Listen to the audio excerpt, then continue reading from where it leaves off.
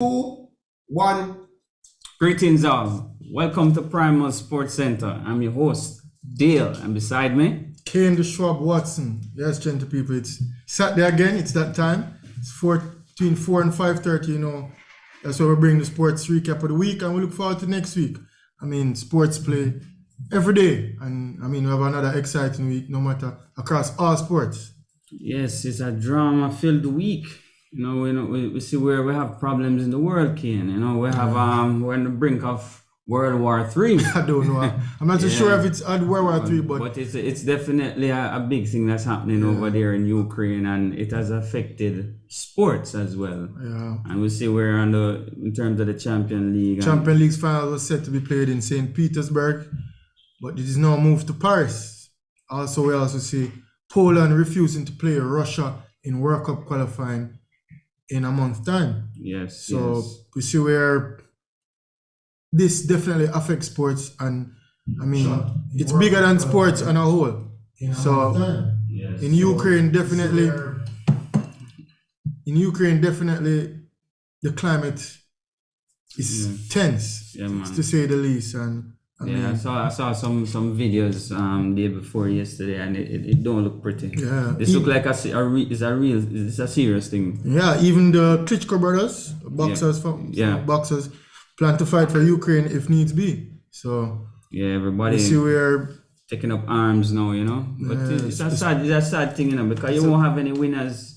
Whether you win the war or not, everybody lose, War is not good, and we see where all across Europe matches being played, EPL, Italy, where the players take a stance to say no war. Yeah. So sports is a thing we always unite people to. Yeah, and transcend people to a next level. We don't just play sports and compete against each other. It's brotherhood. We even see Manchester City playing this morning, Everton, and Ukraine players on both sides. Where before the match they meet together, and you can see where it is affecting them. But sports can unite people, and hopefully, the message sent across sports is that war don't make no sense at all. There must be a way where we can figure it out. Yeah, I agree with you with that one. Yeah. We're not picking sides. Both sides think they're right, but definitely there's a better way to solve the problem, and war is definitely not one of them. Anyway, moving on. Yeah. We see we have one of the greatest relay event going on now in the National Stadium here in Jamaica. The Gibson relays. I know people that flying personally for the event. Yeah. So Gibson Relays, big relay event. This show track season is up and running. Yeah. And so it's a premier event all over the world, So yes, but before we get into the Gibson Relay and NBA talks and sports overall, we have a guest here on Primal today. This man he's regarded as maybe one of the best table tennis players of all time to have ever played here in Jamaica. He's a 3-time national champion. He's a 2-time bronze medal winner at the Caribbean level. Yeah. He good spirit around the table. Definitely a fighter. Prime time competitor, always go out there and give him best for Jamaica. Yes. Played for a lot of years. Retired and came back and still won. Yes. So he's a man of pedigree and a man I thought you were the one who retired him for the last time. No. It's just his time again. I'm sure he can play if he wants to and come back now. Of course. And will definitely compete at a high level. I will see that he move on from table tennis to tennis. So now we're going to speak to one of Jamaica's greatest table tennis players. Welcome to Primal Sports Center, Joseph Dibbs. Good evening, guys. I wouldn't even recognize you, Dale, if I saw you. The last time I saw you, I had locks coming down. If I saw you on pass, you'd think I didn't know you at all. Nice to be on the show. Kane, nice to see you a long time. It's been a long time. Many years. I know you're hard working in business. Yes, and it was you that retired me the last time in the final. That's the last time I pick up a table tennis racket. It was you. I don't think it was me. I just think that you just decided to part from the game. I thought I was going to beat you like I beat you every time before. Can you adjust your camera a little bit upwards? Your camera. Yeah, so we can see. All right, good. That's good. Yeah. That's good. Yeah, man. I have stories where I used to beat me up. Go home. My grandmother used to say, who you lose to again? We're like, you lose to Dibbs again. Dibbs again. You can see it on my face because she know that the rival is there and I was always on the brink. And every time she used to say, you lose to Dibbs again. I come in, I would show my expression, and if I would win, she see me come with trophy or not. And then, yeah, so definitely it was fun competing with you all throughout over those years. And even as a teammate, Definitely. travel together, and then now you being the president one at a time, you're always around. So, Yes, yeah. Now that we see there, definitely. yeah. Now that we see you make a switch to tennis. Now you're a part of the administration. Yes, I got unlucky to be a part of another association, but my daughter, you know, the controversy always, you know, with association.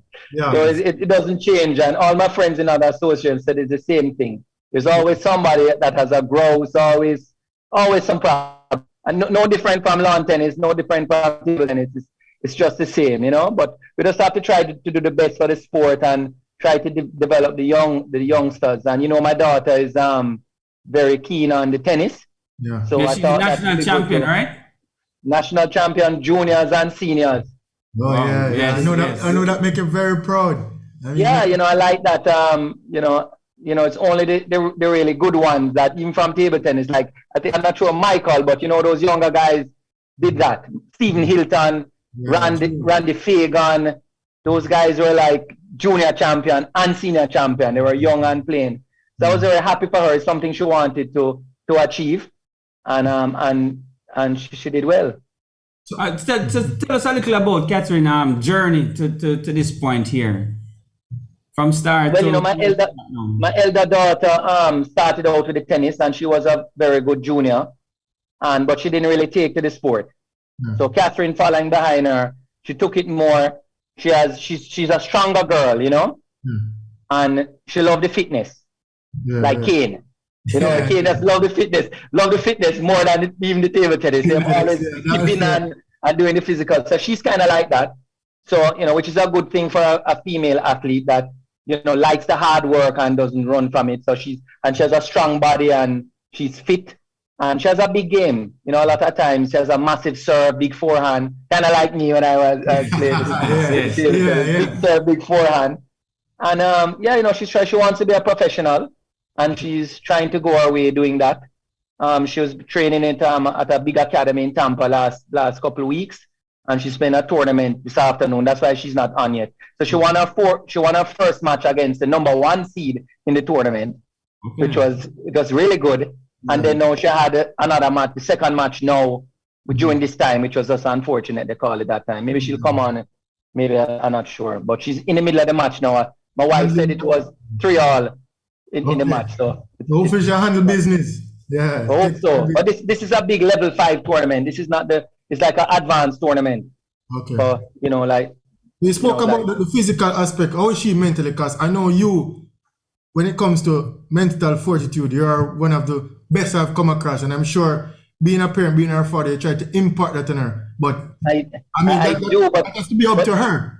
So well, how you know, she's like Dale, not like me. Yeah, she's more like, but no, that is a challenge. That is a challenge more for her.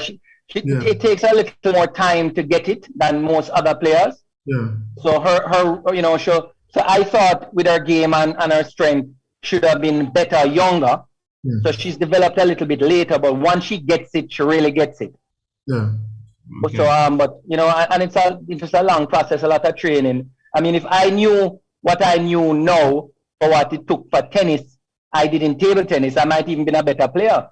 Because now they're training 2 hours a day in the morning, going to the gym for an hour, going back to the gym like at 3 o'clock in the afternoon for another hour, and then playing 2 more hours again. So that is the kind of program that all these tennis players are in. I mean, when I was playing, I did what? Maybe 2 hours max every day, maybe, you know, 4 or 5 days a week. But it's well serious. Yeah. So how important to the development of young players in tennis, competition, like match practice? How important is that to the development for the youngsters? Is it important for them to play more games than training, or is it more important to train more than playing games? Well, you know, there is in the coaching manual, you have the thing how to develop the different type of players. What it says is that you're supposed to play competitive, like top college level, growing up from when you're young, and I would say 13, 14 years old. You're supposed to play 70 matches, competitive matches a year. Yeah. Okay. Okay. And that doesn't include practice matches. So just to be in tournament. Tournament. So, if you look on over a period of years, a tournament, there's 52 weeks in a year. Yeah. So you're looking at, and you're probably playing, so it's almost every weekend or so, minus breaks and those sort of things. Almost every weekend you're supposed to play in some type of competitive match. Yeah. So how the academies do it overseas is that, you train when you have the 2 session days, you train in the morning, go to the gym, and in the evenings, a lot of match practice. And then just about 3 times a month, you'd go to a tournament, on the weekend. In America, there are tournaments on the weekend. So that is how they kind of do it. So it's important. It's important to play matches. How old is she now? She just turned 17. Just turned 17. Okay. So what is the roadmap like now for her to become a professional now, to break through into we all know the Grand Slams, but obviously there's ATP tours, as I said, there's the kite circuit, but what's the roadmap like now? Okay, so right now, she is playing tennis full time. Yeah. With our coach here and with this academy in Tampa, Saddlebrook is supposed to be one of the best academies. I think so anyway. Yeah. And it's rated number 1 or 2, but they're really good programs. So she's training there for now, and she's going to Broward College online. So that's what she's doing to the school. So that is the school. So she's playing in the morning with the online courses and then play in the evening. And so that's what she's doing now for a couple of years. So she's still young. She'll still have a year or so to go, almost 2 years before she has to decide whether she's going to go pro completely or go to college.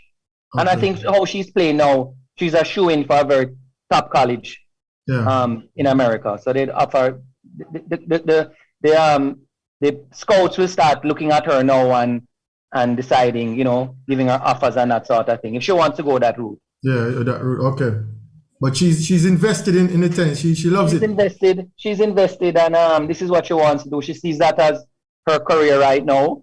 And the beauty of the tennis now and how the school is that when I was playing, and I know you guys too, if you didn't, when you're doing the professional sports, it's kind of, if you don't go to college now, you lose out.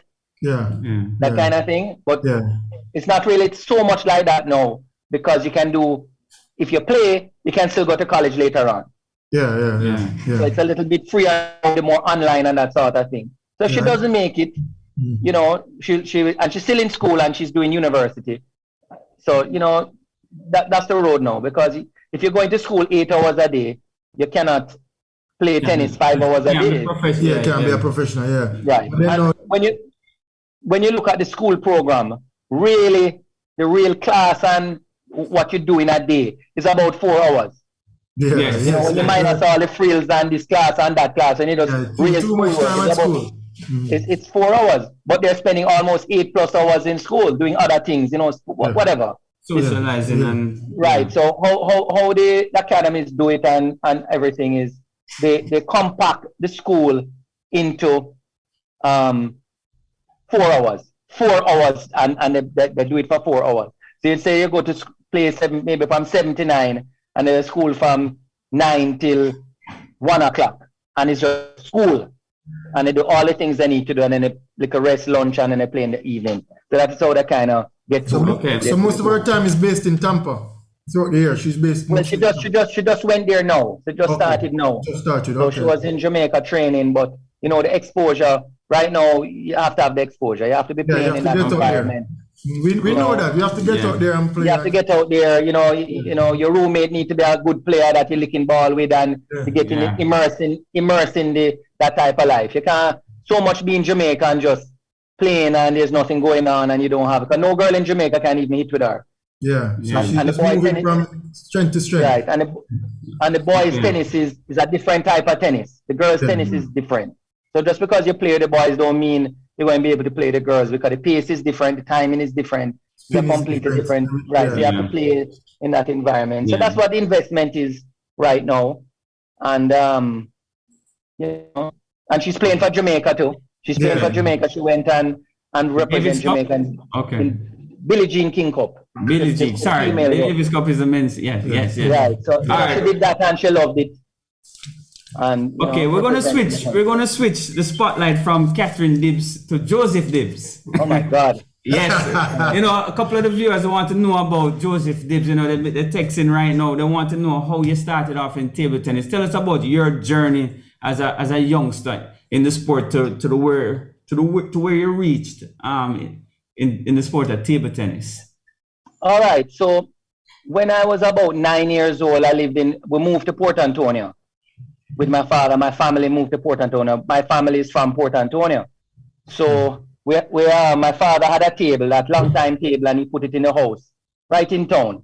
And he started inviting over Lamont, Samuel Lamont, Fender.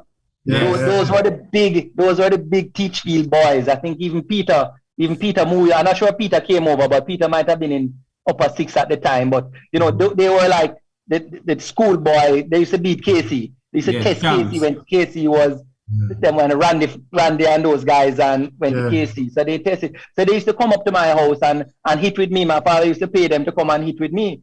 So at 9 years old, I started playing with them and going on. And then about a year later, I went to Kingston. And we moved to Kingston because I was going to high school.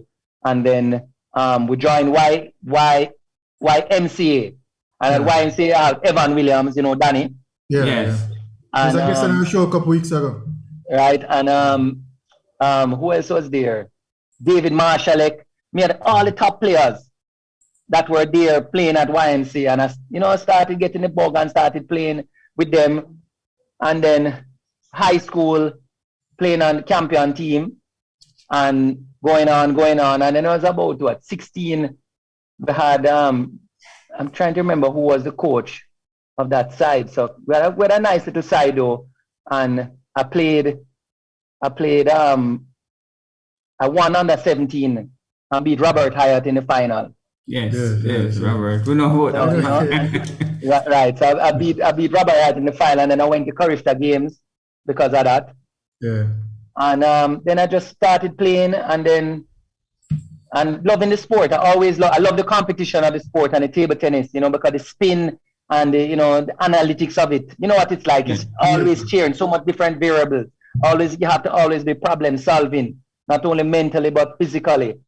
So I always loved it, and I always wanted to be competitive. So even when I was working because I wanted to be able to play table tennis, represent the country, and get better. So even I was going along, I was doing both. And as I got better in business and was able to afford more, I was able to train more. Yeah. And Stephen Hilton was a coach who won Caribbean we won Caribbean in Trinidad. 1998, yes. 1998. I think you took off in 97 though. You really started making your presence. Yes, that is when Steve Hilton started to be the coach.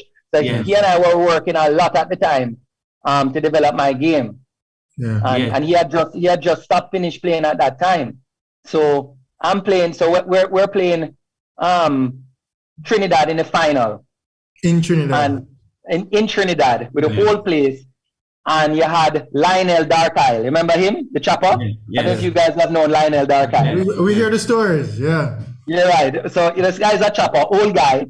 And, they have Dexter on the side and Lionel Darkyle and one other guy. So they already have 2 matches in. Yeah. So I am playing third and against Lionel Darkyle. Yeah. Yes. 17-13 in the third. Yeah. And this is a winning match because you know that Dexter is taking 2. Oh, yeah. That was just it. That was just it. So I'm playing Darkyle 17-13 down. Stephen Hilton, the head is between his legs and hiding over the barrier because everybody thought it's over. Yeah. Then as they blink, guess what happened? 21-18, baby. Yeah. and clinch the Caribbean team event.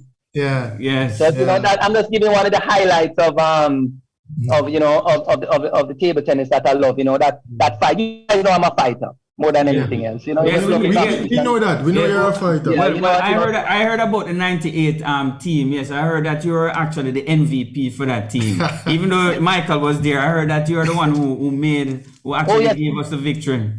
Oh, that's true. Oh, I remember that. So, we're playing Colombia again. I give you the story. We're playing Colombia. Yes, Michael goes out the bat and loses. Yes. And now we're down.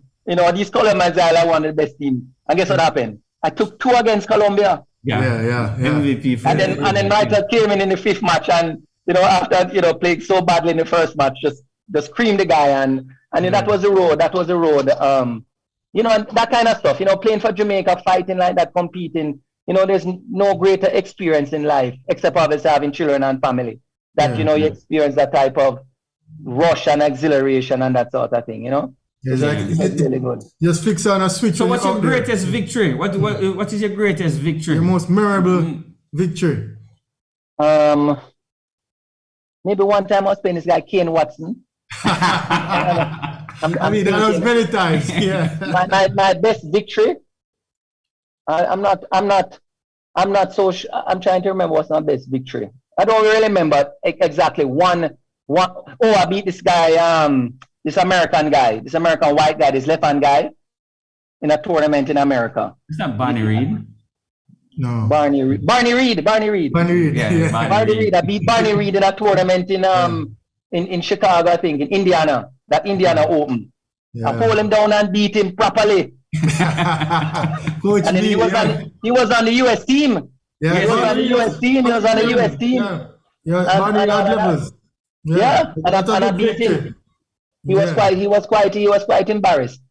Man was about 2,700. He was 2,600. Yeah, he was way up there, man. Way up there. Yeah. National team. I mean, I'm sure the '98 victory was also a memorable time winning that on that team event. Absolutely. But that's not really one match, Yeah, that's that tournament in a whole. Mm-hmm. Yeah, I've heard stories. That was before my time, but I heard stories about that and going into Trinidad and beating Trinidad and winning those matches. Growing up, I heard stories of the past players coming up, and then even when I started playing, you were retired, and then you came back.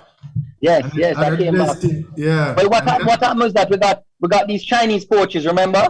Yeah, 2005 thereabouts. Coach Hu and Coach those guys. So that brought me back out because I always wanted to experience that coaching, the Chinese coaching thing.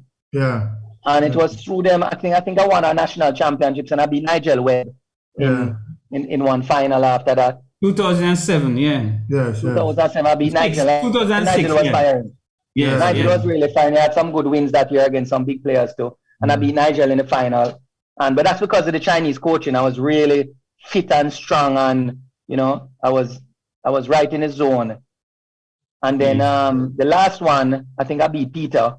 Yes. And that was more for what's his name? Colin McNeish was my coach at the time. And we did a lot of good work. Colin is a good coach. Yeah. And we did a lot of good work. Especially wise to get your feet and and I had to real dig deep to beat Peter because he beat me the year before. Yeah. Yes. Yeah, you and Peter had a sort of a back and forth rivalry. They're going. Yes. Yes, and Kane, the '98 team, that was the last time Jamaica won a team title. Team titles back then. Yeah, that's the last time. Yeah. I haven't got even close to that again. No, well, when Caribbean was in Jamaica, I think we reached a final. 2008, yes, second. And I was eight all in the third against Kevin Farley, man. Yeah. And I didn't pull that one out. That one hurt a bit. I remember the bad one too. I shouldn't remember the bad matches. It was 8 all in the third. Yeah, we have those. I remember one also when I was playing and we lost quarterfinals. I was up 2-love to clinch to go to the medal round, and I'd never live it down. But I play the guy again after that, and I make sure every time I play him, for flogging. It's like I just chip in that zone but I mean, we have to take the wins with the losses. And I mean, absolutely. That's what the losses make us strong and make us better player. Yeah, and I know you had a long, illustrious career. Starting from the 90s, you took a break, you came back, and as I said, to represent the country and go out there is that you get a feeling, a rush where, Absolutely. But I haven't reached Peter's third time out. I'm only number 2 back. I don't think Peter ever left. Peter is always present. Yeah. And I'm still going strong. I'm still going strong. And I really appreciate that with Peter, you know. Peter loves it. Full-time work, full-time business, radio producer, table tennis killer. I mean, you know. Yeah. Joseph, a lot of people don't realize that in the 2000s, you and I played 5 straight finals for men's singles champion of Jamaica. That was quite a rivalry. Yeah. 5 straight finals? Yeah, we played 5 straight finals. We played 2000. And how much you won out of the 5? Only 2. You got 3. The one in 2010 that you won. That's the picture that we show you sitting on the ground. That you had a 3-year streak on you, you know. 3 years, you never win. Yeah, and you won that last match. Unfortunately, I was just watching a bystander trying to break through. Luckily, I break through after that, 2011. But it was fun watching you guys. You know what I had to do to beat Peter that year?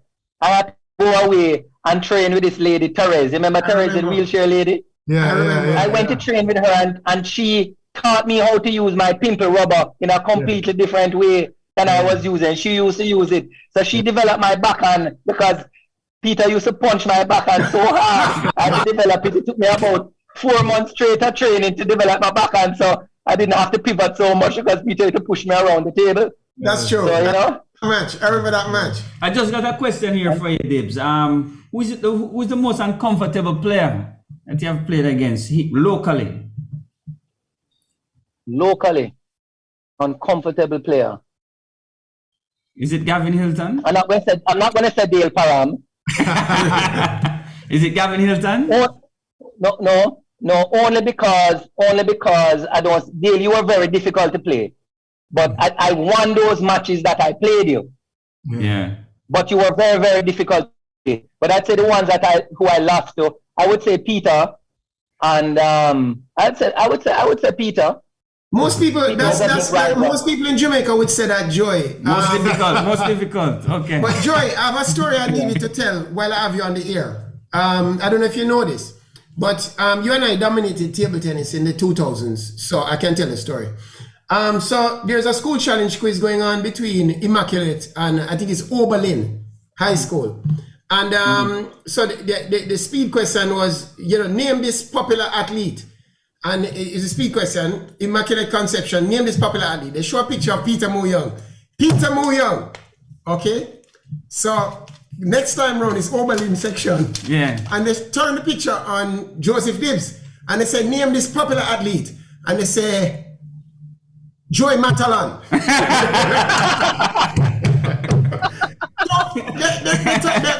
Then they put the question back to, they say, Immaculate, would you like to answer the question? So they look at the picture and say, Salim Lazarus.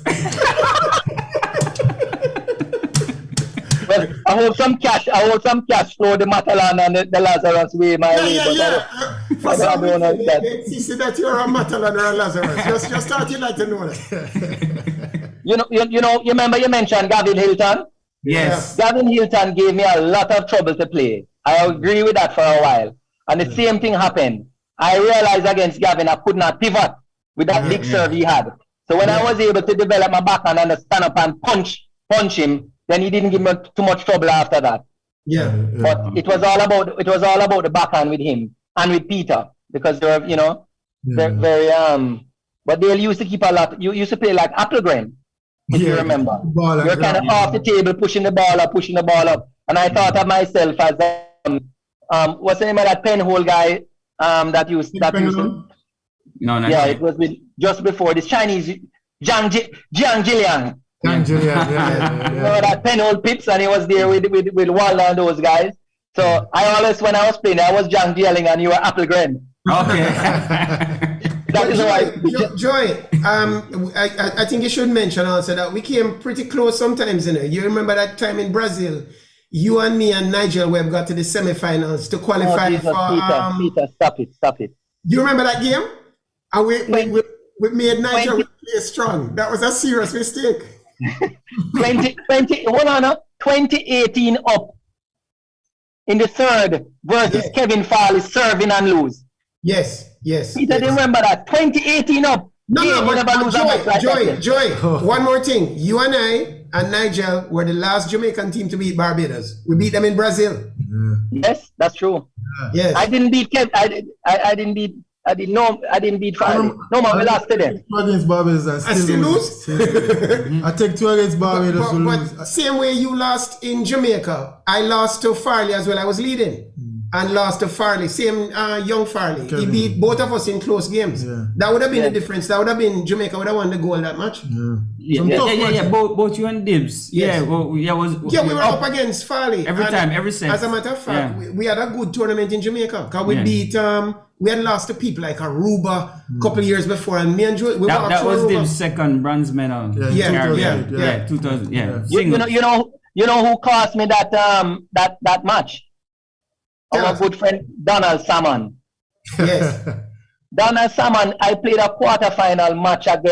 big quarterfinal match against somebody. From Aruba. And then No. I don't remember who it was. I think it's the It was left-hand semis guy. against Aruba. Left-hand guy from Curacao. No, where was he from? I don't remember. I But remember, I think he played a left-hand guy. I remember It was a big quarterfinal match. Yeah. And I begged him to play the match, the semi-final match the next day or something like that to give me some time to rest. Yeah.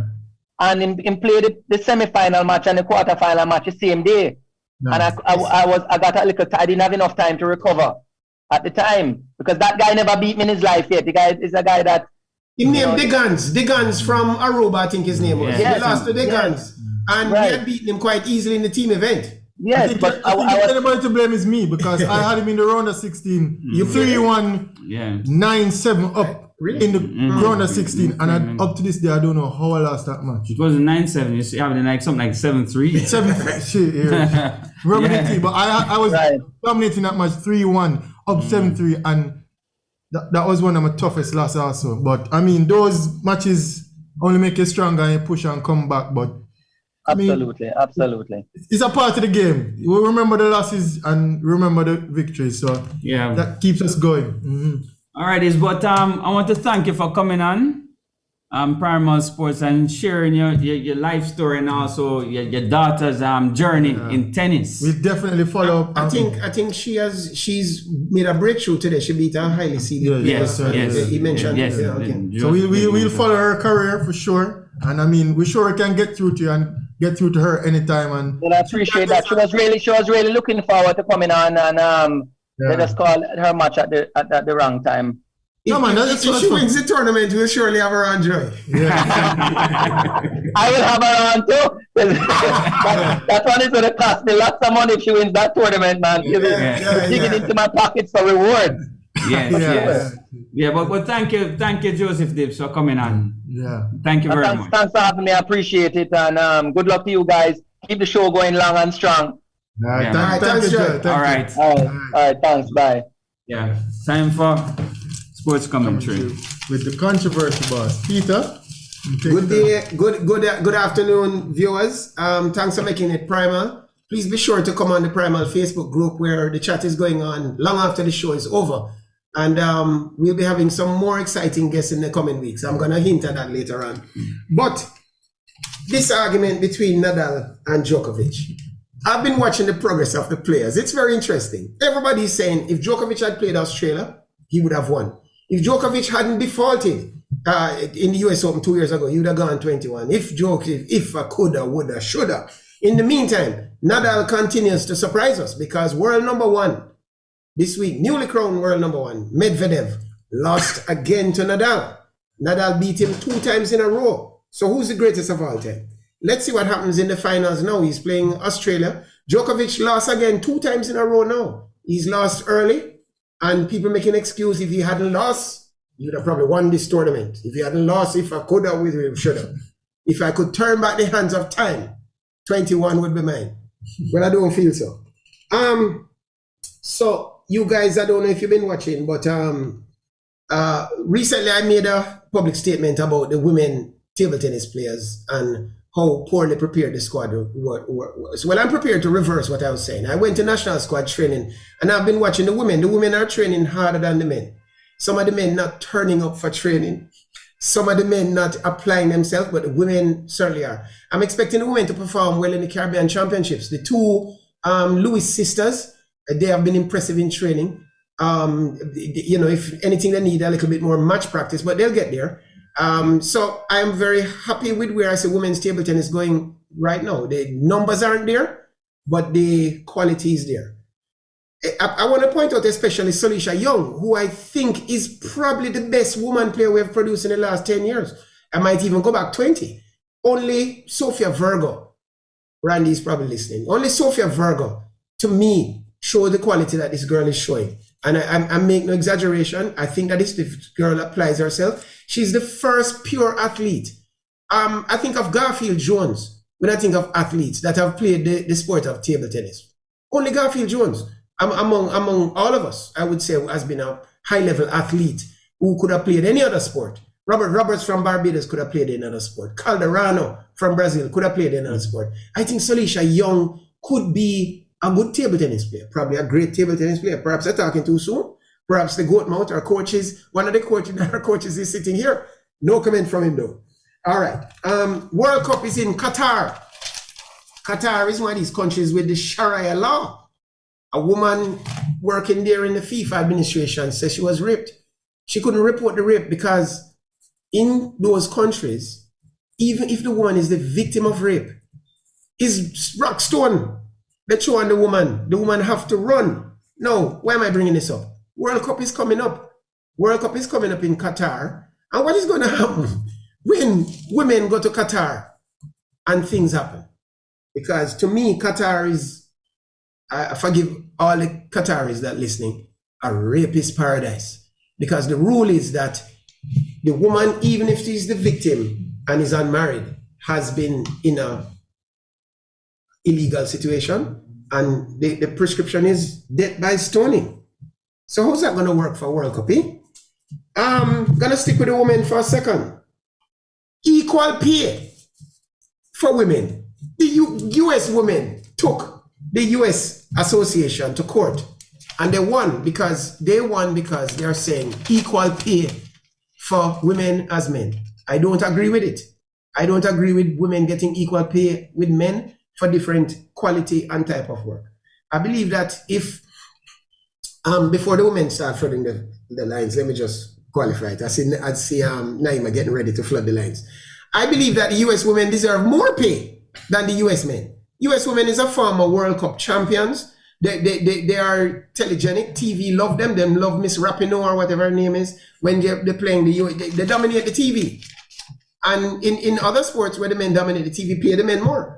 But in this case, you have to take the US to the association to court for equal pay. No, it's not equal pay. It is deserved pay. The US women deserve more pay. They don't deserve equal pay.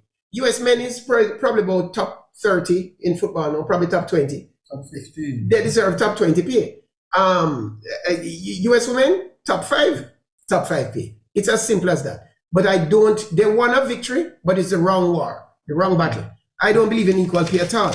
I believe that if we put women's football on TV, they probably get a 5% market share. If there's big football going on, 60% market share. So I don't believe in equal pay for unless the performance is equal. And the last thing I'm going to raise now is that everything is disrupted now because of this war.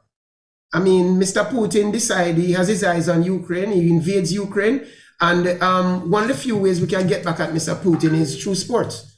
So Russia have UEFA Cup final, I think it is, and they have a couple of events, people pulling out. I say, good for you. I see Mr. Klitschko say I'm going to go back to Ukraine and fight. The heavyweight champion is going to go back and fight for his country. And I believe that Mr. Putin, I mean, what can you say about Russians? I don't want to make a judgment of Russians, but Winter Olympics and somebody caught using drugs. What are the odds? It's going to be a Russian. The entire Russian Federation has been blocked. This man knows no boundaries. They live to a different standard. I see some people in USA trying to glorify the Russians now. And I think that's a bad step. We as a world have to unite against bullyism. We have to unite against aggression. And if sports is the thing that we're going to use to make our point known, just as we did in the apartheid times, then sports needs to get up and say, we won't play with Mr. Putin's teams anymore until they decide to come back into the family of human beings with human standards and all this kind of thing. It's a disgrace. Sports commentary for today. What say you? Okay. I mean, Alright. never short on controversy. Yeah. That was sports commentary. And do remember the phone lines are up now. 1-876-552-7406. And that's via WhatsApp only. Feel free to call, chime in on any sporting topic. We're all ears. Yes, dear. Yeah, I will just run through Peter's thing real quick here. You know, I'm in agreement with most of what he just said. You know, so I'm sure if you cut in one cause, he won't be in agreement totally. Yeah, I will touch on Salisha Young, the young prodigy that we have here in Jamaica in table tennis.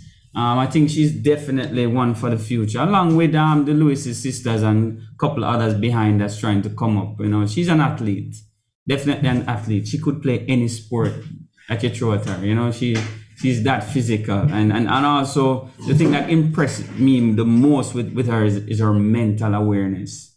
Now, this girl is keen.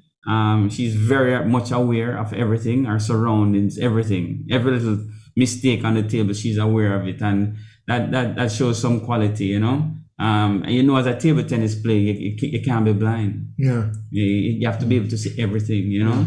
Yeah, so I'm in agreement with that she's definitely one for the future. Yeah, she's definitely a talent. Yeah, man. But I remember a few shows back, your take on talent. Yeah. So I think that she talent puts in is the work. overrated. Well, for me, physical talent is overrated, but mental talent is underrated. Yeah, and she's It doesn't hurt to have talent though. Yeah, no, I'm just saying she's yeah. definitely heading on the right path. Yeah, and man. I also Yeah, man. agree with you and Pete on this one. Yeah. If she applies herself, I mean, she has a mental fortitude. She's physically fit. She's able-bodied. She's strong in her legs. And I mean, the future is there for her. It's just if she to grab it, and we'll definitely be looking out for her. I mean, we're closer to the sport than, I wouldn't say we're closer to the sport by anybody, because we live the sport, we play it.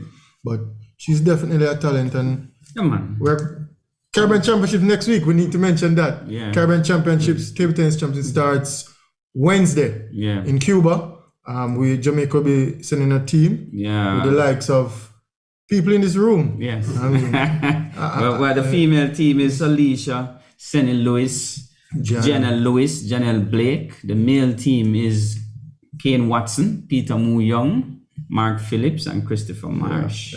You know, so we're looking forward to. Unfortunately, Simon Thompson could make this trip. I mean, he's the number one player due to work issues, but I mean, the team will be going, and we'll go out there and do our best. Yes, so that's the only thing you can do. Just put out your best. We'll just go out there, play, and leave it all on the table. But let us touch on this little thing. I hear him talk about this Qatar thing. That was always the law of the land, you know, and I know Peter and everybody must always obey the laws, and this and Joker must obey the laws, and so I will say to Peter this: Qatar, the law is in Qatar, so you have to obey the law. You know, if they say that you can't cry rape, you can't cry rape.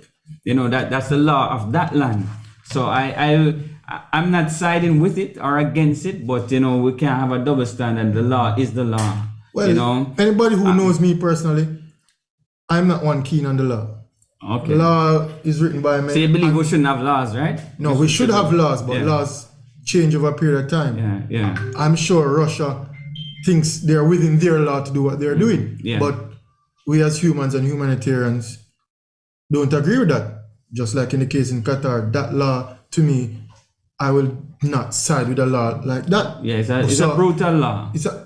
It's a brutal one, but it shouldn't even be a law, because I'm not keen on laws where it is. Laws are guidelines. Yeah, I don't think things are written in stone, and we develop, and things and time change, and nothing is constant. So I'm just saying, laws can be broken, or not say broken. Laws can be changed for the better, because I'm sure the Constitution way back you can amend it. You can amend it. But it is what it is at the moment, so you have to abide by it. It is what it is until you stand up for it and you make a change. Well, that I agree with that. So, but you can't break the law. You can't break the law and try to stand up. You have to come to a common ground. So police officers in the States feel they're within the law to exercise their right to do certain things, but yet still they only do it to a certain race. You think so? I mean, there's proof of it. Okay, I mean, okay. So are what they law is there? reprimanded for that? Yeah. Well, You said, oh, this guy was, 2 guys are not within the law, but yet still you choose to shoot one and taser one. well, I'm going to touch on that little thing there. But I'm now, just because saying, laws- that's my second thing when we talk about equality, because we know that don't exist. No, there's no So we such want to go on to the football. We want to leave this. It's a little bit. It's a touchy topic, but I am a man that says that if we all say that we must abide by the rules of the land. But different lands have different rules. That's my point. That's my point. That's my point. So the laws of Qatar, you have to abide by. Hello, good and afternoon. Stay within it. Welcome to Primal Sports. Afternoon. Oh my, the cunning one. Right on time. Yeah. What's up, man? It's so funny that I only caught Peter's last few words I'm here, and I said that I would agree with him, but unfortunately, I didn't get to hear sports commentary today, so I missed that part. Yeah, but tell me something though, fill me in on this one I talk about in terms of the law, because what kind of... All right, there's had an incident in Qatar where a woman claimed that she was raped, and that's a death sentence in Qatar. You as a woman, if you're raped, you have to keep your mouth, you have to keep silent. You can't accuse a man of rape, because they're saying that is his Peter was more is obligated to get it whenever he wants it. Peter was more touching on World Cup being held in Qatar. Yes. And what would that do for sports and that tournament? So that's where it was connected from. Yes. Yeah. So Peter, Peter and his controversy. And linking it back to Russia and taking games away from Russia. Yeah. It was sports commentary was a link come straight down from tennis to football to Qatar and the tournament being held in Qatar. And what would that do for females in Qatar and all of that? True. So what is on I'm more agree with Peter, man, because the thing is, there's a whole lot of double standard in terms of the morals, because even just from the get-go, we know what in terms of, I guess, selective morals. We know what certain rules and regulations are in Qatar, the Emirates, various places, Saudi Arabia. And the majority of the world don't find those things conscionable, but certain places, we see with certain places and we don't see with certain places. So now, as we say, a whole lot of things get taken away from Russia, and it's weird. It's weird with selective morals. But though, what I would say is, where I agree with Kane, and I don't normally agree with Kane, because I think he needs to behave himself and stop talking about him don't believe in law. But at the same time, though, he's right. Yeah, I didn't say I don't believe in laws, but I'm just saying. Let me hear what you saying. But I'm saying it right in the sense that one time slavery was the law, and it changed when, amongst other things, when people rise up against it. So I don't remember who it was. I think them say St. Augustine said that an unjust law is no law at all. So I wouldn't say follow every rule, because the rule is the rule. And you sure it wasn't St. Ken and it's not St. Augustine that said that? Sometimes, at some points, and I can ask Kane, I am by and large somebody that is by the book, conformist, but at the same time, there comes a point where certain rules and things don't really make sense. So it's you don't necessarily uphold it just because. So what are you saying? You should break it then? Tell me what you're saying. Stand up against it, not necessarily break it. Stand up against it. Sometimes it's break it, and sometimes it's civil disobedience. Remember, that's what it was. Martin Luther King and all of them, as much as them try to paint them as a kumbaya man. Let me say something to you real quick here. For me, it is somewhat subjective. Some people believe in this, some people don't believe in that. If you go all around the world, you see people have different culture based on belief, right? So who are we? Who are you? Continue. Go ahead. I was going to come back to that, because that point where you're going to make my agree with that to do. It becomes sticky or tricky when it becomes across nations now, and then you have one set of people try to impose their morality upon another set of people. That's tricky. So I agree with that in principle. But I feel like there are certain things where universally people can agree. Maybe this is not one. Maybe this is not one enough. Maybe this is not one enough. But there are certain things. But some things don't feel universal. But I agree with your deal. Like thou shalt not steal. But I agree with your deal on that side, though, that it is very tricky, and sometimes you can double standard.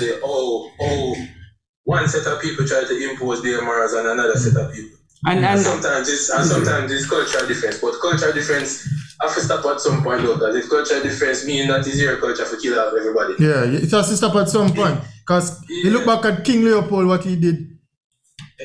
Alright, so there you go. But we sound like history sports talk today though. I mean, everything is linked and tied in, but yeah, you know, it's big things going on in the world, you know, so we have a touch on it still. Because I'm sure Russia feels they have their say, Ukraine has their say, but I mean... Yeah man, it's complicated, but just to touch on that though, because that is a little in my wheelhouse. Yeah. It does prove that the systems that were created, most of them from 1945, they have done their time and them don't really serve any purpose now. Yeah. Because the United Nations Security Council set up, for example, there's 3 countries in the world now can do whatever them feel like, are groups of countries. And because what we're seeing now, we have seen it in different ways from other persons before. Ultimately, the UN Security Council meet and the world agrees that we're not supposed to do that. But we have countries that are powerful enough and the system embed them with power to basically do what them feel like. So, yeah, and we see where this definitely we see where it definitely affects sports, because we even see where Poland won't play Russia. Next month. As well as them looking for a venue now for the Champions League. Let's move to Paris. It confirmed. Confirmed Paris, yeah, start the France. Yeah. Okay. Yeah, so it definitely affects sports. So we here, we don't really like to get into politics, but it definitely affects us and affects the sporting world. It is affecting sports. It ties in, yeah. The tennis players, Medvedev and Rublev in a tight spot. Remember that Russian. Ukrainian players, Zilchenko earlier. Across the world. Yeah, man. I can even look on it. Shakhtar Donetsk is probably the biggest team in Ukraine, and Donetsk is where the war is. Yeah, and they can't play UEFA League matches. UEFA League, Spartak Moscow won't host any Europa League matches come next round. They'll play at a neutral venue. Yeah. So it's a lot, and these things, the same way, sports and these things are. I think Shamar Nicholson is now at Spartak Moscow.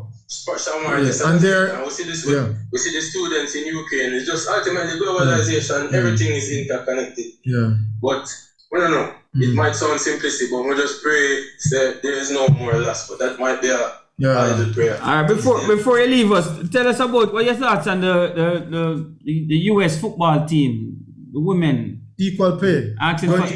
They get equal pay now. They carry them to court. They want it. How I delve into equal pay?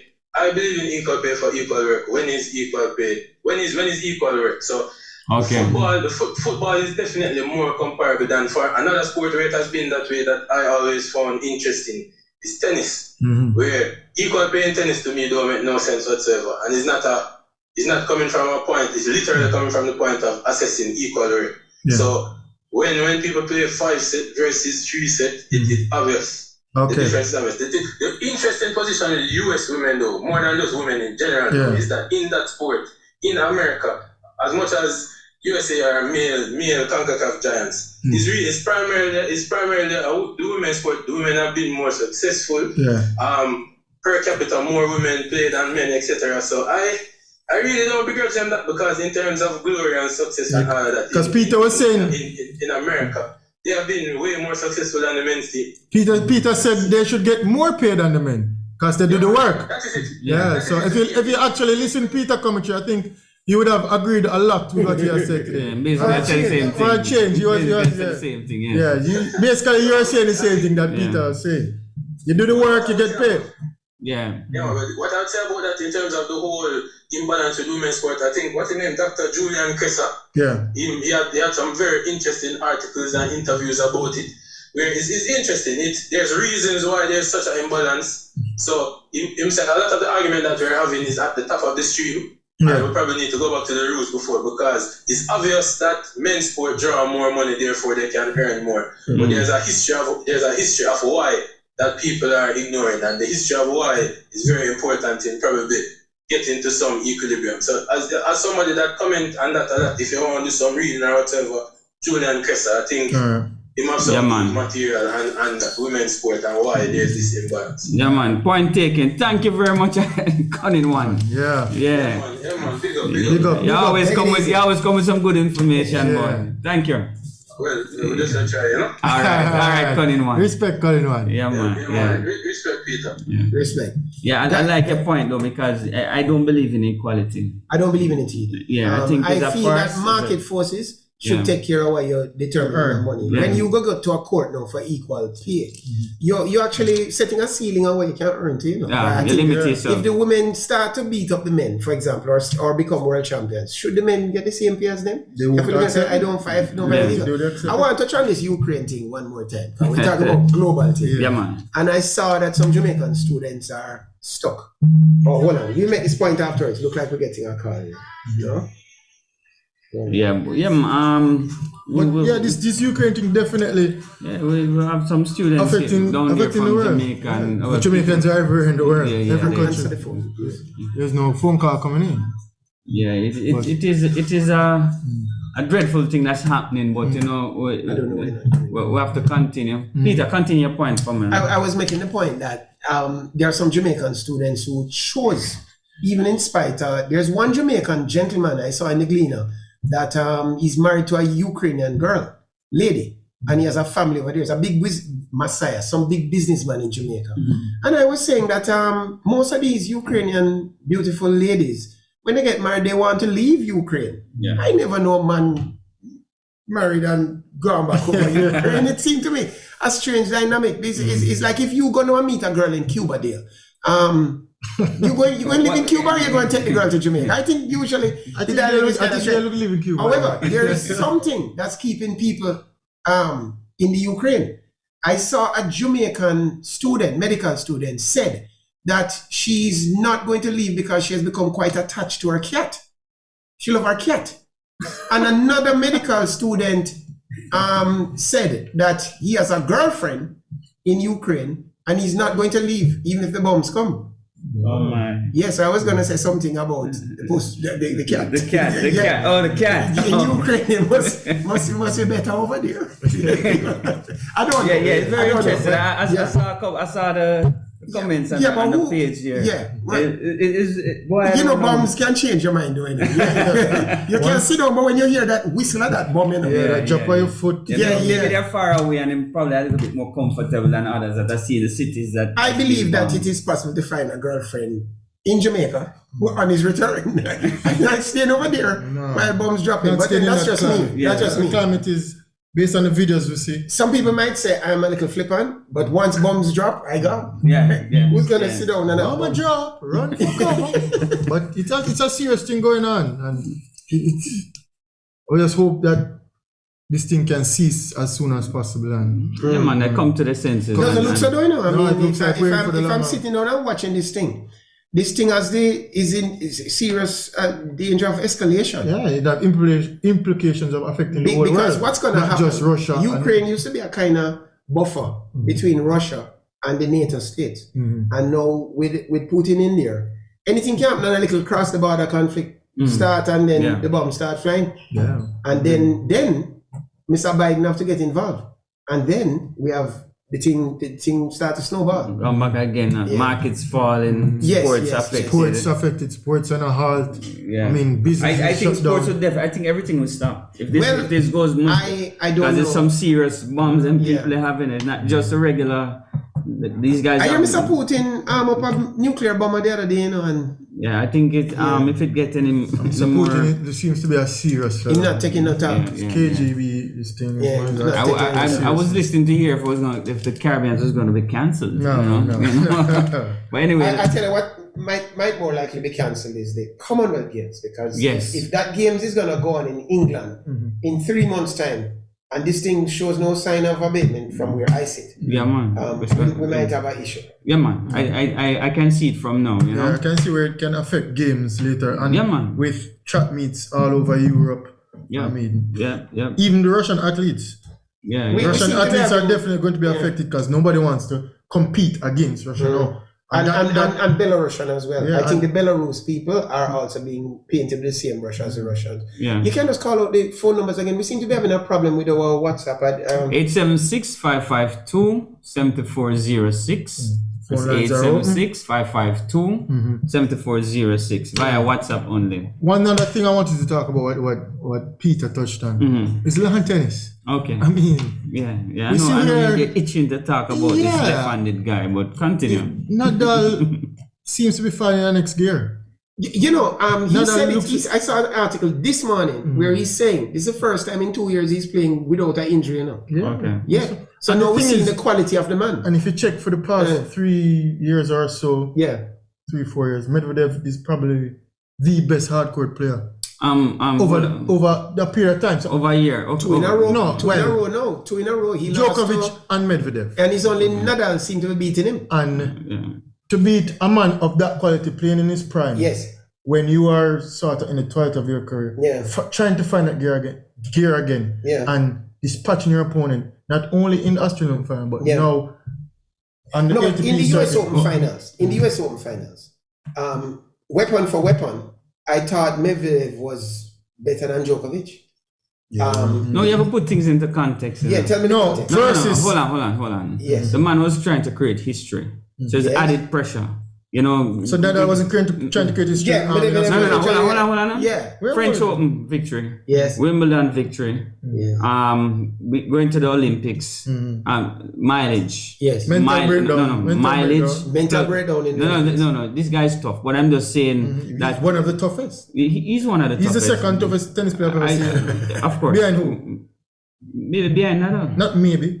Definitely. No, Nadal is the toughest, mentally toughest. I might give you the No. edge right there, but Edge, the but whole when table. you Not look, just the when you edge. look at the whole season, Yes. come on, man, you can't just use because but he some- lose but at if the he end win, of the you're year. going That to was be the like- last. You're saying if he wins, he's going You to know be what the I only man use? No, to if ever do it. Medvedev, if the Russian went to the Australian Open finals, Yeah. the French Open finals, the grass finals, Yes. Wimbledon, yeah. and did what he did at the end, I would say fine. You remember his 3 finals in a row Yes. that Djokovic won, you know. Yeah. He was trying to have the Golden Slam. He's the only person to Went do to that? the Olympics as well. Went to the Olympics. No, he would have been the only Fizzed man out to in do the it. Olympics. Yeah, Fizzed but- out in the Olympics. In the semi-final. Yes. Yes, went to the Olympics. So the mileage, you have to put all of that into context. You can't just talk about one. Let me victory. ask you a question. No, You know a good question as a sports journalist you need to ask? Yeah. What would Michael Jordan do? What would Tiger Woods do? Right? You know what they would have done? What? Win in the clutch moments. No. Michael Jordan win in the clutch moment. You agree? No. No, but see, Tiger Woods. What Imam Phil Mickelson tied. And coming up the 19th, Tiger Woods sing the eagle. I and sing the birdie. kind of agree with Dale. Yeah. Why MJ didn't win 4 in a row? Well, I'm take a break. No, you know why I'm taking a break? Eh. Mental. It was Deal. fatigue. But him do what nobody else ever do. He win 3 in a row. Yeah. The great, He win the 3 in a great row. show. I would The agree. great show. No, When hold you on. set a stage for Djokovic to do great, do great, man. Don't do good. No, but No. you know what? I Yeah. agree with Dale. Eh. So you don't think Because it was I'm thinking- great? You don't think what he did was great up until that point? Dale, when you know get to these defining moments, you need to define. That's all I'm saying. You know what? I agree with Dale. Nobody though. has ever done it. But that shows that's what I was leading up to my point. Except No, Nadal. Nadal has never done it. Nadal has 21. He's done it. No, you're I talking. think that's No. today's Come on, Peter. point. We're talking a 1 year. We're talking within a calendar. It's a 1 good year. year. It's a No, good 1 year, but not no. a great year. Yeah, A great year. Golden Slam. but my point what I was leading up to. Yeah. And now Djokovic is back trying to get back his feet. Yes. I think he's on a decline. It looks up to me. It looks up to me. I want to tell you something. Can I tell you something? Can I tell you You something? guys must be And other guys are catching up. You guys That's because I must be think up to a joking. point because he lose him second match. Let me tell you something. Him lose to Vesely Yes. in Dubai 6-4, I am agreeing. 7-6. I am agreeing. Again. The last Media- output Medvedev. He's in decline. When you're stuck in a I'm starting to wonder, is he in decline? no, when you're Yes. stuck in While a You know, that was my commentary. While That was Nadal my- is fine, and next gear. Oh, we have a special caller here I don't today. think you guys Hello, good afternoon. Welcome to Primal Sports. Hey, it's your girl Nike at the house. What's up? What's up? I wonder what it's about. What's this about? You're doing? What's the special call for I've been today? quiet, you know. They didn't give any trouble today. Yeah, what's up? Giving you enough trouble as usual. A controversial bird told me I should call in, so tweet. I'm calling in I wonder, to make some yeah. trouble. Alright. Some ruckus. Go So ahead. send the women them to Qatar, please. Oh, Jesus. Oh no. Oh, no. Hey, let me tell you, just so we can be clear about this. What I'm saying is that when you vie for a World Cup to host, all kind of people come. Yeah. And those rules are not as easy for us to follow as thing. And I can tell you, Qatar, a lot of Western women walking around, they have to be careful because they will not be able to report to the police when men get out of line. So is that also for foreigners? Yes, man. Okay, that I Yes, didn't know man. I that. agree. When men get out of line, and men get out of line, Of course, and especially when in men football get matches. out of line, oh, this fella grabbed me and did this and that, and you Yeah. report to the police. You know what you get? Rockstone. Rockstone is what you get in that's Qatar. the truth. That's the truth. And That's the so truth. What about the men like yourself and the gentlemen? No, I mean like those men, not men. Not those men. Yeah, Those men. I know, but we need men backing us that feel the way you do. Yeah. Yeah. So that we can go ahead and change the culture and the climate. Precisely. Not that we want to Yeah, go but- into another country and tell them what they should do. I don't think But that's the at problem, same you know. time- They should not have been given the World Cup, in my opinion. Oh. First of all, Well, I agree. it's Yeah. 90-degree temperature them going to be playing. But Yes, maybe I- this can be a change for them. Well, let me Because make the that point. rule, Let that me make the law point. Let me can make the cause point. ruckus. But Peter, 1 second. What Peter? Is it a fact that applies to visitors? Yes, it is a fact. That's the law in the country. You think they're going to flex the law? They don't Okay. value women of any stature. If they don't value their own, they're definitely not going to value That's women correct. outside their borders. Unlike the three gentlemen at this desk, the women aren't given the high esteem and value in those countries that Right. we give. Yeah. And none of us here, we're all pro-female, everybody here Oh, at the desk. definitely. Yeah. Defenders of, defenders of the female cause. Continue. Go ahead, Naima. Go ahead. Yeah. Yeah. So, I agree with what you're saying. I think that we should, as women, have men by our sides who think as you do, so that we can change the culture and not be unsafe in anywhere we go. Because sports is the thing that, to me, trumps everything. Yeah. There shouldn't be anything. It's a universal happening. If I'm training all year to do something, by God, I'm going to wherever I'm going to do to compete and beat whoever I need to beat, wherever I'm going. Correct, Naima, About- but remember what prompted this is that a FIFA executive, she was working for FIFA, Yeah. said she was raped by her supervisor, and instead of when she had to leave the country, rather report to the police, because the police would have had her stoned to death. Jesus. Yeah, the Middle East has a far way So to they go. gotta be careful. This can be Gotta be a careful when they change put for these well, tournaments. hopefully this tournament can be a catalyst to, I mean, I don't know agree. about that. that can cause World War IV. Well, FIFA will definitely I have to agree with speak that. out though. But is FIFA going to speak out? Yeah. They should not have given this tournament to Dubai. But even if they have the tournament. Don't you think FIFA should say Qatar, something? I'm sorry. Qatar. Yeah, Don't yeah. you think FIFA should say something? Yeah, they should right? say something, but they will say nothing because you have to understand how money. these World Cups are. Yes, The money. that's how these World Cups are awarded. Absolutely. There's a boys' That's what it's club. They about. get together. People pay for thing, and that's why you bring it to these oil-rich states. Yeah. Okay. But it's not ideal Yes, for football. It's yes, just an oil-rich state. Yes. Yeah, I agree. Absolutely. That's why it's there in the first place, not to change the culture, but because That's we want correct. to take care of the. That's right, correct. You're absolutely right. Yeah. Well, if the women aren't allowed to go, we won't see what changes, and so we might have to be the sitting duck to see. Well, not we, but Yeah, them. yeah. The sitting ducks to see what can happen. But best But of I luck mean- to them, and best of luck to you guys. Yeah, caller, thanks for calling in. By the way, you should try out. You should try it for broadcasting. You have a clear broadcast voice. I'm thinking we could probably sign you up for Primal. All right, I appreciate Put you on a that. time slot. Yeah. All right. All right. All right, take it easy. You're Thanks for better calling. than ESPN, man. For Yeah. real. All right. Better Thanks, than y'all. Naima. All right, Thanks. take care. All right. Bye. Bye. That is a little bit yeah. It's gonna be sticky, you know. It's Yeah. gonna be sticky. Yeah, I agree. You can imagine we send one of our journalists there, a female, Yeah. and she gets harassed. Yeah. No man, be careful, Qatar. Hello, good afternoon. Welcome to Primal Sports. Hey man, good Hi. afternoon. Keith. All right, good What's afternoon, up, Mr. man? Garvey. Peter, how you doing, man? I'm doing good, bro. How you doing? I'm doing very well. Trying to enjoy what's left of winter. But quickly, I want to touch on, my favorite topic is soccer. Yeah. Yes. We need to talk a little about, and I want to hear, especially Peter's call, and they have the League Cup final tomorrow. Is a big thing this weekend. Yeah, Liverpool versus Chelsea. Yeah. Yes. Well, gonna be a big. You know what I'm going to say now, Keith? Keith, you already know what I'm going to say. I believe that Liverpool is going to roll over Chelsea. I believe that if Liverpool feels their strongest team, there will be no comparison. I feel that the new team, they're not gel yet, in my opinion. They haven't gel yet. There's another guy on the team. I can't remember his name now. Not the Colombian guy. On Liverpool? Yes, a Liverpool team. And I'm saying, Diaz? yeah, no, not Diaz, man. The other guy. I'm saying, why is there no salary cap in British football? One team can just buy up the man themselves. I don't understand it. In American, in basketball, right? You have American sports. Yeah, you have a salary cap. But Liverpool and Arsenal, to a lesser extent, and Man City, they seem to be able to buy any number of people for any amount of money and still play. I think that. I don't think Liverpool fall in that category. No, I said they seem, Keith. Yeah, go ahead. City and Chelsea, the two richest squads in England, the two richest teams in England now is City. Well, let's look at the three, because we compare things in threes.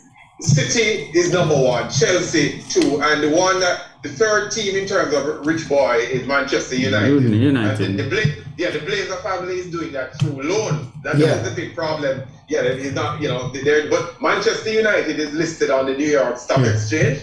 So it's a very rich company, no matter how you see they're losing. Is which one of the teams owned by the Russian oligarch? Is it not Chelsea? No, is it Deripaski who own it? No, Abramovich. Yeah, Abramovich. Yeah.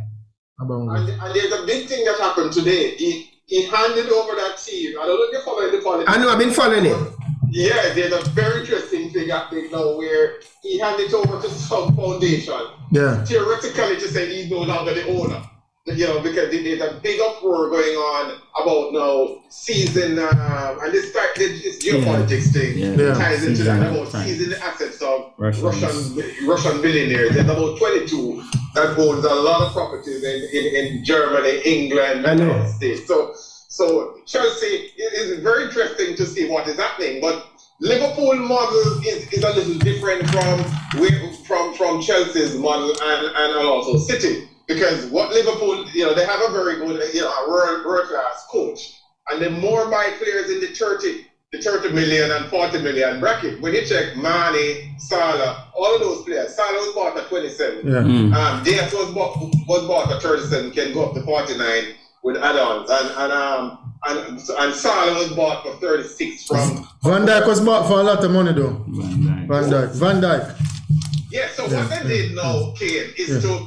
critical positions. The team was losing because of a bad goalkeeper and also no centre halves. So what they did was to build around those and then buy a little cheaper players as well. Come tomorrow though, it's going to be very interesting because Liverpool and Chelsea, they have won twice for the season so far. They drew 2-2 at Chelsea about 2-3 months ago. And they drew 1-1 at Anfield, Chelsea with 10 men. So the challenge that we have is that Chelsea has the strongest defense in England, That Rudiger and the Brazilian Thiago. It's a very tough. It's going to be very interesting because I don't think it will be a walkover. No, plus Tuchel knows how to grind out results, especially in finals. Right. Remember, Liverpool is more of a oil machine, while Chelsea is more of a grind out results type of team. So it's a final, a one-half match. Anybody can win. Where your money? Yeah, it's good. I'm coming to that. But remember also now, Chelsea is coming. This will be Chelsea's third final, going for their third cup for the season already. They just won the World Club Championship against Palmeiras in Brazil, and they also won the Community Shield as well. So this Chelsea team with Conte and Mason Mount and James. And Chelsea has arguably one of the best goalkeepers in the world too. So it's not going to be easy. So I'm sliding with Peter on this one. Liverpool. One second. So I'm going for Liverpool for 2-1. Kate, what say you? Right now, I give Liverpool an edge. I think it's going to be it's tough. Because with Chelsea, they know how to grind results. But based on form, going into this match, we see where Liverpool winning in Milan, Liverpool gaining ground. Let me give you the record. Liverpool is going in with their 9 wins across. They're closing gap on City. 6 wins in the last in the last 6 competitions. So there's very little to choose. In terms of form, Yeah. 2 informed teams. Two informed teams. But you know, they let me hear you. I'm going with 3-2. 3-2 Liverpool. 3-2 Liverpool. So everyone going with Liverpool. Yeah, I'm giving Liverpool the edge. I'm sorry. Yeah, everybody I'm giving got Liverpool the edge. I mean, All right, let me check. Let me close with this one now. The next big news in the soccer world. I only touching on soccer today. yeah. Now, Mbappe has named these 3 things that PSG has to do to keep him at Paris. PSG. in France, Yeah. in Paris. Yeah. And it's interesting. I mean, PSG put before him 90 million a year. Wow. And the guy turned it down. No, I think he wants to leave, you know. He's going to Real Madrid. He wants to leave, yeah. Gross salary, you know. Wow. So you can do the maths and work Wow. on that, and he turned it down. But he's now saying in an article that just came out an hour ago that the 3 things is that he's saying Zinedine Zidane has to be the coach. Yeah. That is one. He's also he's saying you have to get rid of the coach. He's also saying he has to be the main man in that team. But he's already the main man now, you know, Keith. If you watch the ball playing, man. Is him doing all the ball? Is him Maybe playing all the main ball? man in other aspects. Come though. on, I've been watching the games. Main man in other Mbappe aspects. is getting all the ball. Yeah, but He hasn't taken any penalties. No, I know what They I know. missing the penalties. Yeah, Yes, yeah, that's I know true. what you mean. I mean in terms of decision making But and on the stuff like field, that. is him running the Mbappe knows he is and cannot be the main man with those 2 guys there. Well, No matter what he produces. He's the best player right now He's in the that best team. player. I didn't say that, Yeah. but he knows. you saw the goal he scored against Real Madrid. Yeah. did. Yeah, Anybody who hasn't seen that need to go see that goal. yeah, pace. Yeah, Yeah. Everything. And the third thing he's saying, the club has to qualify every year for Champions League, which is not a problem in France. yeah. PSG doesn't really lose that league. The last year. Yeah. Yeah, but it's once in 9 years. Or Yeah. They've been dominating for the past decade. But I think he want to move on. He want to go Yeah, to need a new more, challenge. He want a to go better to league, A maybe. prestigious club, Yeah. so to say. Yeah. But anyway, Keith, we have to leave it right there. Thank you. Yeah, we just want to leave it. So everybody has Liverpool winning. Yes. Everybody has Liverpool winning. Unfortunately, yeah. Yeah. I wanted to go against the uppercut, but nah, I'm going with Liverpool. All right, cool. Yeah, man. Thank you, Keith. All right. Bye. Yeah, man. Respect. Yeah. Yeah, man. That dude playing the best ball right now, man. But it's obvious that he won't leave though. I'm just saying that just to make his fun excuse. But yeah, he's definitely going to Madrid. You say Real Madrid. Real Madrid. Yeah, man. Yeah, Yeah, man. He want to shine in a bigger league. You see the French league. Gentlemen, we have a caller back that's been there. trying to get through, so he messaged me, so I told him we'd ring him back. All right, no problem. Okay, go ahead. Hello, good afternoon. Welcome to Primal Sports. Good afternoon, sir. Good afternoon, Mr. Todd. Oh, is this Hope Tan? Son Excel Todd. Yeah, what's up, No man? more names? Any more names? Son Excell. I'm never afraid to give my full name on Yeah. anything. Okay, is this man who used to get a level up from us down by camp on a daily basis? Is this the same man? And look where I am going to admit that is so true. It's important to speak of the progression, to speak of the management of moments at the time, Yeah. where I not only passed that stage, but I went on to be some of the best in Jamaica. What? Hide that to the information that you just gave. So- I used to get 11 now, and I kept him until I beat a national champion. And I don't really repeat that. All right, what's on your mind today? I know you're a tennis man, so you want to comment on any tennis? Are you? When I say tennis, you must qualify table tennis or lawn tennis. Lawn tennis. I want to pose a question to you, although you're the caller, you should give us anything you want to talk about. I want to pose the tennis on you. Yeah, please. I have a lot to say now. Do you think Novak Djokovic is on decline or return back to prominence? Seeing that now he's not number one anymore ranked player, he's lost time. Been losing over the past couple months. He's been in a hiatus, and with these young guns coming up, do you think that Novak Djokovic best is behind him? No, I don't believe that. I don't believe so. Okay. Let me tell you something. He just lost to number 100, and I think it's 153 ranked player. Yeah. And that is why he lost the number 1 position. Yeah. Wesley. He had to win that game in order to maintain that number 1 ranking. Yeah. And as sportsmen, I know Kane and Param to be very good table tennis players. And as I heard a voice, I sent a person named Peter Moyo somewhere in the background. Yes, yeah, the executive producer. Yeah. The movable Moyo. Yeah. And let me tell you something. Over the years, if you follow tennis, you have seen where a style will just support a style. Yeah.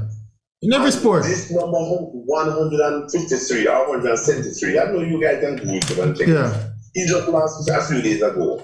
And that is why he lost the number 1 ranking to Medvedev from Russia.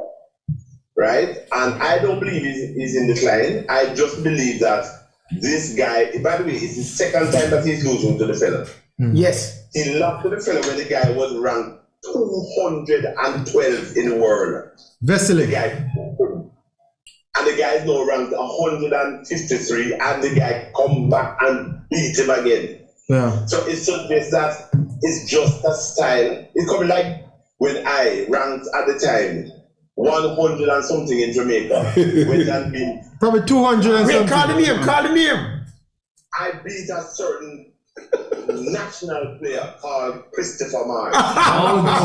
Oh no, that's unfortunate, caller. I mean, the audience was wondering if it was Kane Watson. Yeah, that's unfortunate, caller. It wasn't Kane Watson. And to be honest, it just goes to show, it's not that he's not a national champion and was in decline at the time, because I saw him go back to tournaments and did fairly well, beat some top players and everything. Yeah. But it's just that what it goes to show, and this is going to show a larger picture which I want to delve into. By the way, do I have a time restriction? You have 3 minutes. Yeah. 2 minutes. The time is running out. 2 minutes. Go ahead. Quick. No, I need about 10, 15 minutes. No, you only have 3 minutes. You have 10 minutes. But the show won't last that long. You have 2 minutes. 2 minutes? 2 minutes, yeah, go ahead. No, man, no. I'm willing to throw in some sponsorship or something. You have to leave it till next week then, man. You only have 2. Let me make my points quickly. Sure, go ahead. So after I meet Christopher Mars, Jesus Christ. not once, but twice, to show that it was true, right? It shows that something is wrong. And I'm dealing now with table tennis, I'm going back to tennis now. Yeah. Right? There's something is wrong with the management of sports. And the management of sports, I'm not talking about the paper echelons of management. I'm talking about like coaches. Yeah. And I don't believe that coaches are being held responsible. And I'm coming back to Djokovic because I want to answer that question. I think I answered this now. He's not in this line. Mm-hmm. It's just a case where he lost.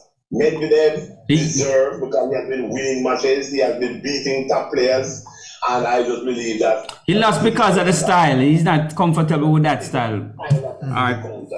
Right? And by the way, all the great players, I believe the greatest player is Roger Federer. I'm not watching the numbers. And I believe second to him is Nadal. Then Djokovic. Oh, I agree with you on that one. In some ways. And I'm a Nadal fan. I know you're a Nadal fan. Yeah. But I'm not telling you, say. I'm trying to tell Dale this. No. I don't agree with nothing you just said, but continue. But let me not continue. I believe that coaching, is where the problem in sports lie in Jamaica. Coaching. Because what I did, I came into table tennis. I'm 63 years old now.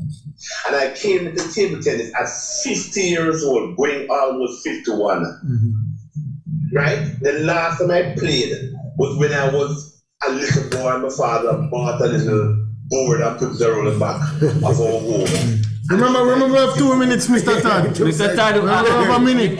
Listen, we're going to have you back on next week because we're out of time. You have to make your point real quick.